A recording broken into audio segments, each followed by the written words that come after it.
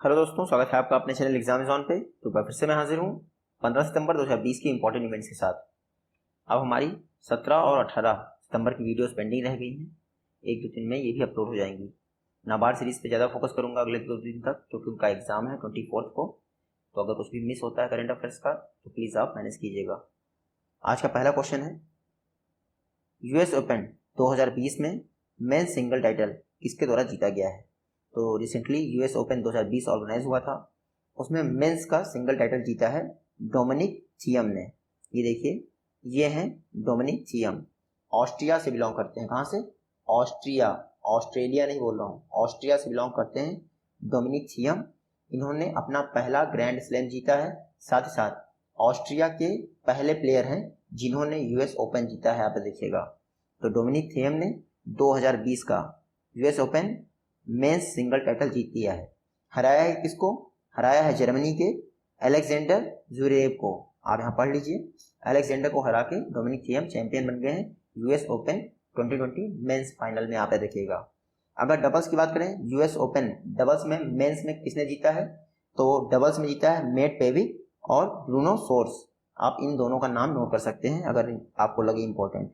Next question है, India का first corona virus airport testing facility India के किस एयरपोर्ट पर लॉन्च किया? रिसेंटली दिल्ली एयरपोर्ट पर इंडिया की पहली corona virus airport testing facility launch की गई है। अभी तक किसी भी इंडियन एयरपोर्ट पर कोरोना वायरस की टेस्टिंग नहीं होती है, सिर्फ स्क्रीनिंग होती है। आप देखिएगा, तो इंदिरा गांधी इंटरनेशनल एयरपोर्ट, जिसको आप पालम एयरपोर्ट के नाम से जानते हैं, इंडिया का पहला एयरपोर्ट बन गया है जहां पर corona virus testing facility launch की गई है। इसमें क्या होगा, 2400 रुपीज़ पे करने पड़ेंगे आपको। अगर सिम्टम्स हैं आपके, आप चेक कर लीजिए 4 आवर्स के बाद, यानी 4 घंटे के बाद आपको अपनी कोविड रिपोर्ट मिल जाएगी। तो आप देखिएगा, दिल्ली एयरपोर्ट इंडिया का पहला एयरपोर्ट है जहां पर कोविड-19 टेस्टिंग फैसिलिटी लॉन्च की गई है। नेक्स्ट क्वेश्चन है, यूएस ओपन 2020 में विमेन सिंगल टाइटल किसके द्वारा जीता गया है? तो मेंस तो डोमिनिक थियम ने जीत लिया, अब बात करते हैं वुमेन्स की। यूएस ओपन 2020 में विमेन्स का सिंगल टाइटल जीता है नाओमी ओसाका ने। यहाँ देखिए, ये है नाओमी ओसाका, ये जापान की टेनिस प्लेयर है। रिसेंटली यूएस ओपन का जो विमेन्स सिंगल टाइटल है वो इनके द्वारा जीता गया है। इन्होंने हराया किसको है? तो उन्होंने हराया है विक्टोरिया अजारेंका को। विक्टोरिया अजारेंका ये बेलारूस की प्लेयर हैं, इनको फाइनल में हरा दिया है। जो आपकी नाओमी ओसाका हैं, ये फर्स्ट राउंड में 1-6 से पीछे थी। आप सोच सकते हैं, फर्स्ट राउंड में 1-6 से पीछे थी, बाकी के 2 राउंड इन्होंने 6-3 और 6-3 से जीत लिए। नाओमी ओसाका जापान से बिलोंग करती हैं, US open women single title इस बार का जीत लिया है। डबल्स की बात करें, विमेन्स में यूएस ओपन टाइटल किसके द्वारा जीता गया है? तो लॉरा के द्वारा और वेरा के द्वारा। इन दोनों के नाम याद रखिए, लॉरा वेरा। इन्होंने women's double US open championship जीती है इस बार। आता देखिएगा, लॉरा वेरा। नेक्स्ट क्वेश्चन है, टस्कन पिक्स 2020 जो कि इटली में ऑर्गेनाइज हुई, इसको किसके द्वारा जीता गया है? तो टस्कन ग्रैंड पिक्स फॉर्मूला 1 2020 की ये एक रेस है, इटली में रिसेंटली ऑर्गेनाइज हुई। इसको जीता है लुइस हैमिल्टन ने। जो फार्मूला 1 मोस्टली जितनी भी रेस होती है उसमें लुइस हैमिल्टन जरूर जीतते हैं। 1-2 कोई और जीत ले तो अलग बात है, वरना लुइस हैमिल्टन का नाम जरूर याद रखिएगा। टस्कन ग्रैंड पिक्स इसको भी इन्होंने जीत लिया है। लुइस हैमिल्टन के विषय में आप ये याद रखिए, ये मर्सिडीज गाड़ी के ड्राइवर हैं, ग्रेट ब्रिटेन से बिलोंग करते हैं। कहाँ से? ग्रेट ब्रिटेन से। लुइस हैमिल्टन ने किसको हराया है? तो वोल्टरी बोटास को हराया है। वोल्टरी बोटास भी मर्सिडीज के ही ड्राइवर हैं, लेकिन वो फिनलैंड से बिलोंग करते हैं। यहाँ पे देखिएगा, टस्कन पिक्स पहली बार ऑर्गेनाइज हो रही थी फार्मूला 1 के तहत, यानी कि फार्मूला 1 की पहली बार रेस है। लेकिन अगर 2020 में फार्मूला 1 की रेस की बात करें तो 2020 में फार्मूला 1 की लास्ट रेस है। आप इतना याद रखिएगा। नेक्स्ट क्वेश्चन है, पीएम मोदी द्वारा 3 पेट्रोलियम सेक्टर प्रोजेक्ट किस स्टेट में लॉन्च किए गए हैं? तो पीएम मोदी ने बिहार में, कहाँ पे? बिहार में 3 पेट्रोलियम सेक्टर प्रोजेक्ट लॉन्च कर दिए हैं। इन 3 प्रोजेक्ट की कॉस्ट कितनी आई है? 900 करोड़। तो 900 करोड़ के 3 पेट्रोलियम सेक्टर के प्रोजेक्ट पीएम मोदी ने बिहार में लॉन्च कर दिए हैं। ये तीनों project Hindustan petroleum corporation limited और इंडियन ऑयल के कंबाइंड प्रोजेक्ट हैं। आप देखिएगा, अगर आपसे एग्जाम में ये पूछे कि एलपीजी बॉटलिंग, क्या LPG bottling plant 2 LPG bottling plant भी इनॉग्रेट किए गए हैं। कहाँ पे? चंपारण और बांका डिस्ट्रिक्ट में। ये भी जो है बिहार में ही इनॉग्रेट किए गए हैं पीएम मोदी द्वारा। LPG बॉटलिंग प्लांट चंपारण और बांका डिस्ट्रिक्ट में बिहार के पीएम मोदी ने इनॉग्रेट किया है। ये प्लांट IOC के, इंडियन ऑयल कॉर्पोरेशन के और हिंदुस्तान पेट्रोलियम के प्लांट हैं, आप इतना याद रखिएगा। देखिए, जो ये 3 पेट्रोलियम प्रोजेक्ट इनॉग्रेट किए गए हैं पीएम मोदी द्वारा, ये प्रधानमंत्री ऊर्जा गंगा प्रोजेक्ट के तहत इनॉग्रेट किए गए हैं। प्रधानमंत्री ऊर्जा Ganga project ministry of petroleum का ये प्रोजेक्ट है।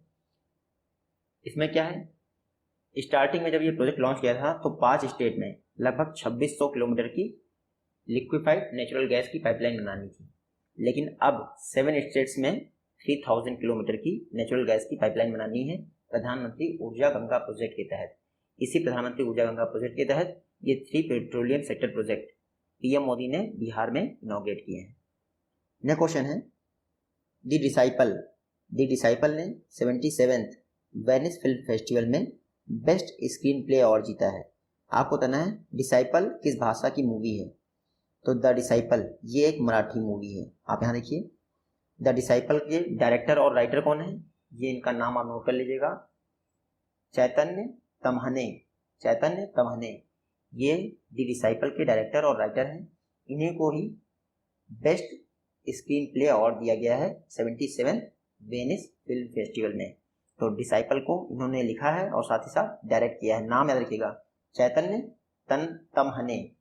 द डिसाइपल 20 वर्षों में किसी भी यूरोपियन फिल्म फेस्टिवल में सेलेक्ट होने वाली पहली भारतीय मूवी बन गई है। ये एक मराठी फिल्म है, आप इतना याद रखिएगा।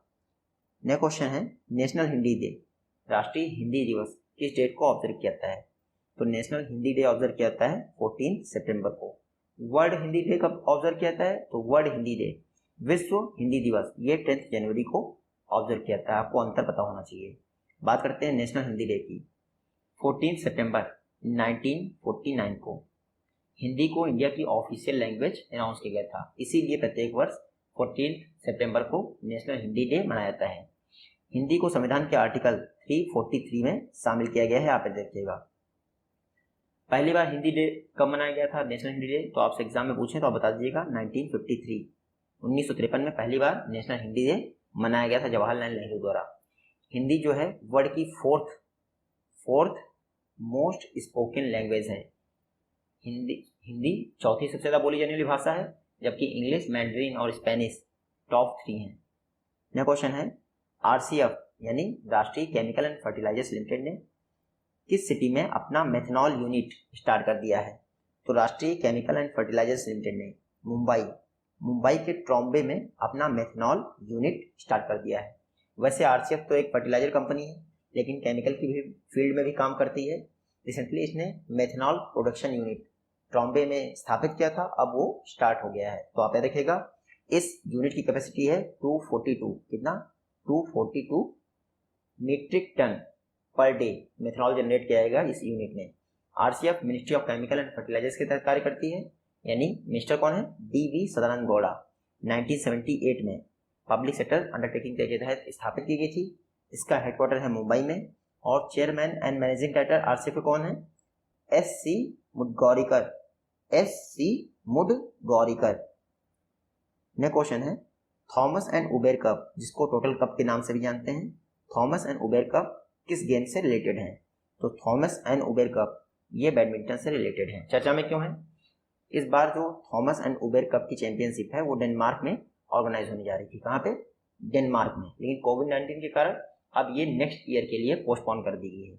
अगले वर्ष डेनमार्क में ही Thomas and Uber cup organize किया जाएगा। तो आप देखिएगा, जो बैडमिंटन वर्ल्ड फेडरेशन है यानी BWF, उसके द्वारा ये डिसाइड किया गया है कि नेक्स्ट ईयर टोटल यानी Thomas and Uber cup championship Denmark में ऑर्गेनाइज की जाएगी। बैडमिंटन वर्ल्ड फेडरेशन की बात कर लेते हैं। 1934 में बैडमिंटन वर्ल्ड फेडरेशन की स्थापना हुई थी। हेडक्वार्टर याद रखिएगा, कुआलालंपुर मलेशिया में इसका हेडक्वार्टर है। प्रेसिडेंट कौन है, BWF यानी बैडमिंटन वर्ल्ड फेडरेशन के, तो प्रेसिडेंट हैं पॉल एरिक। नेक्स्ट क्वेश्चन है, रिसर्चर्स ने अर्थ के अलावा फॉस्फीन गैस किस प्लैनेट पर फाउंड की है यानी खोजी है। तो रिसेंटली वीनस पर यानी शुक्र ग्रह पर फॉस्फीन गैस के ट्रेसेस पाए गए हैं।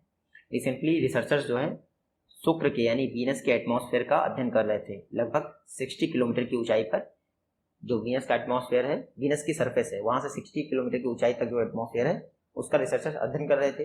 तो उस एटमॉस्फेयर में फॉस्फीन गैस मिली है। फॉस्फीन गैस बिना लिविंग ऑर्गन के जनरेट नहीं की जा सकती है, इसीलिए ऐसी संभावना है कि अर्थ के अलावा वीनस पे भी जीवन रहा होगा। तो आप देखिएगा फॉस्फीन गैस रिसेंटली वीनस पे यानी शुक्र ग्रह पे पाई गई है। सूर्य से सेकंड जो प्लैनेट है वो है वीनस। फर्स्ट कौन सा है? बुध, मरकरी जिसको आप कह रहे हैं। याद रखने वाली बात यह है कि वीनस जो है हमारे सोलर सिस्टम का हॉटेस्ट प्लैनेट है। नेक्स्ट क्वेश्चन है, इंटरनेशनल बुलियन एक्सचेंज को इंडिया में स्थापित करने के लिए किस संस्थान ने IFSCA के साथ MOU मेमोरेंडम ऑफ अंडरस्टैंडिंग पर साइन किया है? रिसेंटली IIM अहमदाबाद द्वारा IFSCA international financial service centre authority, इसके साथ एक मेमोरेंडम ऑफ अंडरस्टैंडिंग पर साइन किया गया है ताकि इंडिया में इंटरनेशनल बुलियन एक्सचेंज स्थापित किया सके। इसमें क्या होगा, जो सोने हीरे होते हैं इसमें ट्रेडिंग की जाएगी। जैसे आप शेयर मार्केट में ट्रेडिंग करते हैं वैसे ही इंटरनेशनल बुलियन एक्सचेंज में आप डायरेक्टली ज्वेलरी में ट्रेडिंग करेंगे। तो रिसेंटली IIM अहमदाबाद और IFSCA ने आपस में MOU साइन किया है। देखिए IIM अहमदाबाद की एक बॉडी है, उसका नाम है the India gold policy centre. India gold policy centre, यही जो है इस MOU का मेन पार्ट है। यानी कि IGPC ही सजेस्ट करेगा IFSCA को कि इंटरनेशनल बुलियन एक्सचेंज प्लेटफॉर्म कैसे इस्टेब्लिश किया जाए। तो आप देखिएगा जो IGPC है वो IIM अहमदाबाद की बॉडी है। अब बात करते हैं IFSCA की, international financial service centre authority. Gandhinagar Gujarat में इसकी स्थापना की गई थी। पहले चेयरपर्सन कौन बने हैं इसके? तो पहले चेयरपर्सन बने हैं इंजेती श्रीनिवास। नेक्स्ट क्वेश्चन है, किस स्टेट गवर्नमेंट द्वारा टूरिज्म को प्रमोट करने के लिए टूरिज्म पॉलिसी 2025 लॉन्च की गई है या फिर अप्रूव की गई है? रिसेंटली कर्नाटका गवर्नमेंट ने टूरिज्म को प्रमोट करने के लिए टूरिज्म पॉलिसी 2025 अप्रूव कर दी है। इसमें क्या होगा, डिस्ट्रिक्ट लेवल पर टूरिज्म को प्रमोट किया जाएगा। इससे क्या होगा, कर्नाटक टूरिस्ट हब बन जाएगा।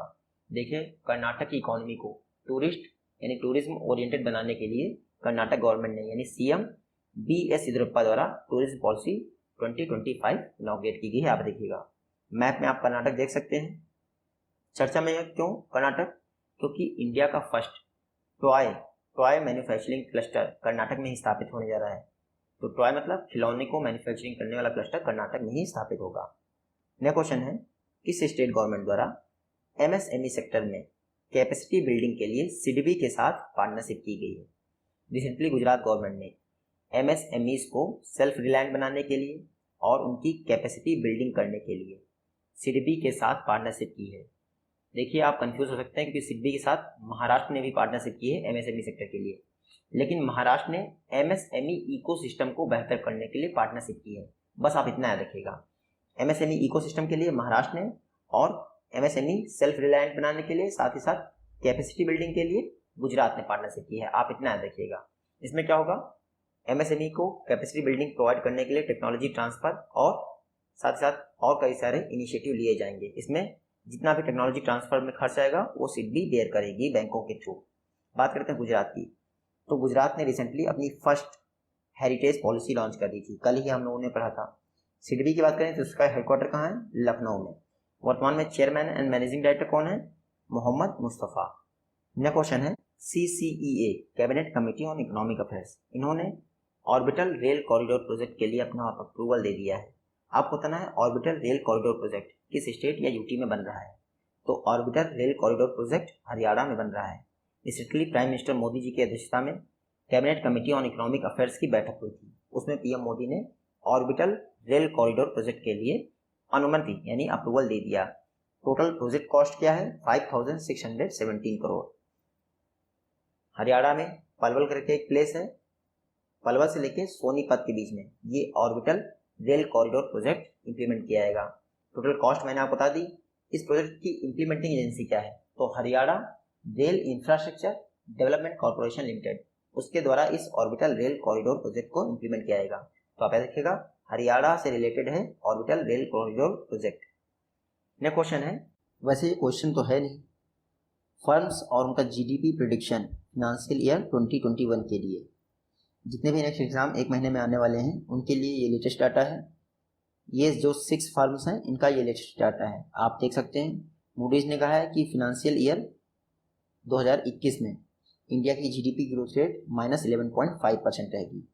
S&P स्टैंडर्ड एंड पुअर और क्रिसिल ने कहा है कि -9.0 रहेगी।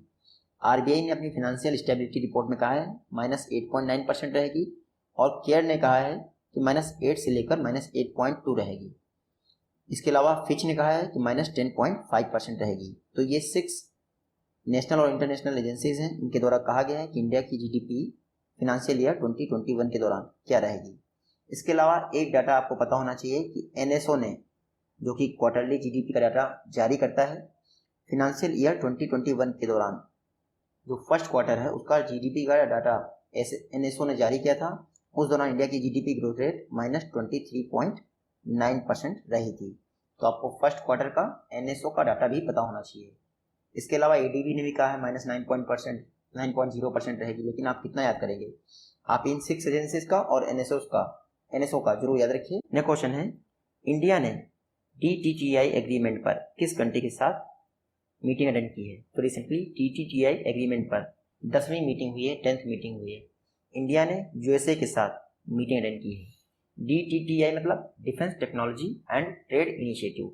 ये इंडिया और यूएस के बीच में एग्रीमेंट है। रिसेंटली DTTI एग्रीमेंट पर 10th मीटिंग हुई थी, जिसमें इंडिया और यूएसए ने पार्टिसिपेट किया। इंडिया को किसने रिप्रेजेंट किया?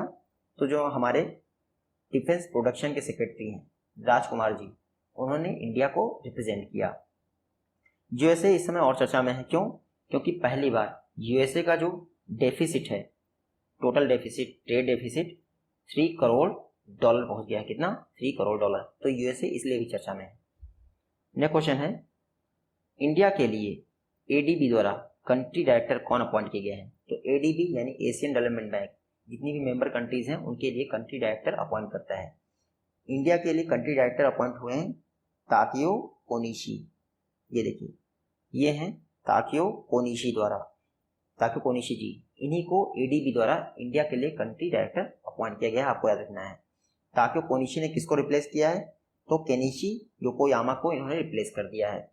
अब ताकियो कोनिशी कंट्री हेड होंगे इंडिया के लिए बाय एडीबी। अगर हम ये पूछें एग्जाम में कि इंडिया ने एडीबी के लिए एग्जीक्यूटिव डायरेक्टर किसे अपॉइंट किया है, तो हम लोग पढ़ चुके हैं, समीर कुमार खरे इंडिया के एग्जीक्यूटिव डायरेक्टर हैं एडीबी में, यहाँ पे देखिएगा। उसके अलावा अशोक लवासा एडीबी के वाइस प्रेसिडेंट हैं। थोड़ा सा एनालिसिस कर लेते हैं इंडिया एडीबी की रिलेशन का। इंडिया एशियन डेवलपमेंट बैंक का 4th लार्जेस्ट शेयर होल्डर है, यहाँ पे देखिएगा। लेकिन अगर 2010 के बाद बात की जाए तो सबसे ज़्यादा बोरोवर है इंडिया, यानी लार्जेस्ट बोरोवर है आफ्टर 2010। नेक्स्ट क्वेश्चन है, किस स्टेट गवर्नमेंट द्वारा अपनी 2 स्कीम्स के लिए UNWSIS अवार्ड जीता गया है?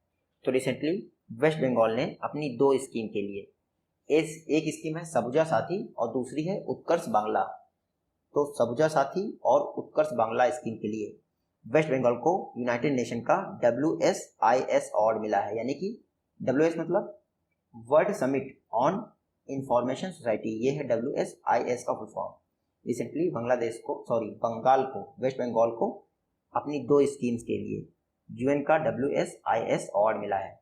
सबुजा साथी स्कीम में क्या था, हम लोग पढ़ चुके हैं पहले भी। सबुजा साथी स्कीम में जो क्लास 9th से लेकर क्लास 12th तक के स्टूडेंट थे उनको बाइसिकल डिस्ट्रीब्यूट की गई थी।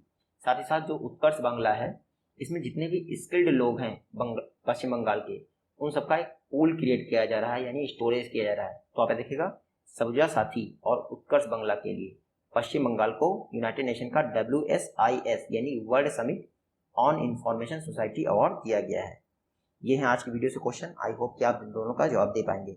जल्दी ही मिलते हैं आप सबकी नेक्स्ट वीडियो में, तब तक के लिए take care, goodbye and जय हिंद।